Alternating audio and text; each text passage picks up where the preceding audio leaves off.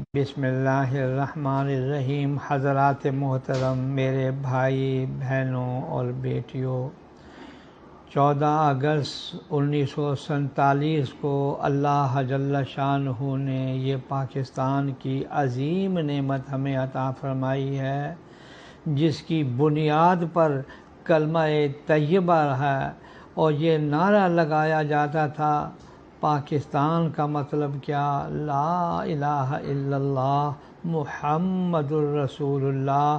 اور یہ نعرے لگتے تھے گلی گلی، وہاں پاکستان بننے سے پہلے بٹ کے رہے گا ہندوستان، بن کے رہے گا پاکستان۔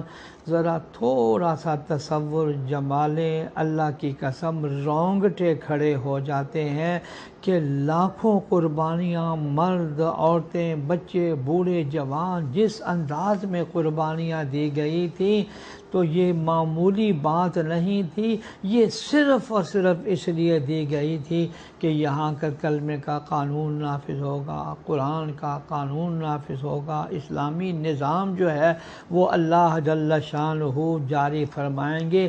آپ یقین کریں کہ پاکستان دنیا کا واحد ملک ہے جو نظریاتی طور پر اسلام کے نام پر بنا ہے۔ مدینہ منورہ کی ریاست کے بعد یہ دوسری واحد اسلامی سلطنت ہے جو اسلام کے نام پر بنی ہے، کلمے کی بنیاد پر بنی ہے۔ اللہ تعالیٰ اس کی حفاظت فرمائے۔ آج غیروں کی نظریں اس پر لگی ہوئی ہیں کہ یہ اتنی ترقی کیوں کر رہا ہے۔ پروردگار عالم نے اس ملک کو ایٹم جیسی نعمت عطا فرمائی ہے اور کتنے پیارے پیارے موسم عطا فرمایا ہے، کیسے میٹھے اور پیارے پھل عطا فرمائے ہیں، گندم ہے، چاول ہے، طرح طرح کی نعمتیں ہیں۔ اس لیے اب دنیا ہمارے پیچھے لگ گئی ہے اور ہمیں آپس میں لڑانے کے لیے وہ بڑے منصوبے بنا رہے ہیں۔ لیکن یاد رکھیں انشاءاللہ اللہ پاک اپنے کلمے کی لاج رکھتے ہوئے قیامت تک اس ملک کو قائم و دائم رکھیں گے، اور جو شیاطین اس کو توڑنا چاہتے ہیں ان کو تباہ و برباد فرما دیں گے اور ایسی عبرتناک سزا دیں گے کہ ان کی قیامت تک آنے والی نسلیں یاد رکھیں گی پاکستان کی بنیاد میں کتنے لاکھوں لوگوں کا، مسلمانوں کا لہو شامل ہے۔ اللہ تعالیٰ ان کا لہو رائے گاں نہیں جانے دیں گے۔ پاکستان اللہ تعالیٰ کی عظیم الشان نعمت ہے۔ اللہ کا کرم ہے کہ اس نے ہمیں یہ عظیم نعمت عطا فرمائی ہے۔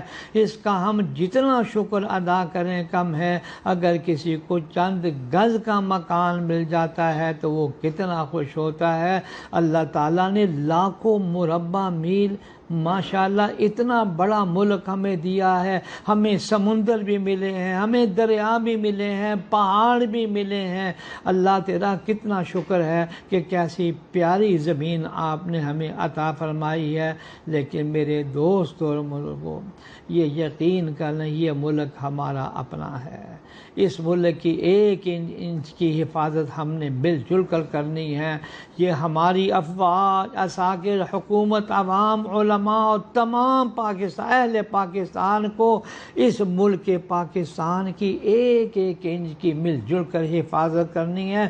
آج ہمارا یہ ظالم پڑوسی طرح طرح سے ہمیں فرقہ واریت کے اندر طرح طرح بہانے سے حملہ آور ہو رہا ہے، اور ہمارے جوان سرحدوں پر بھی پہرا دے رہے ہیں اور اپنی جانیں بھی دے رہے ہیں اور شہادتیں حاصل کر رہے ہیں۔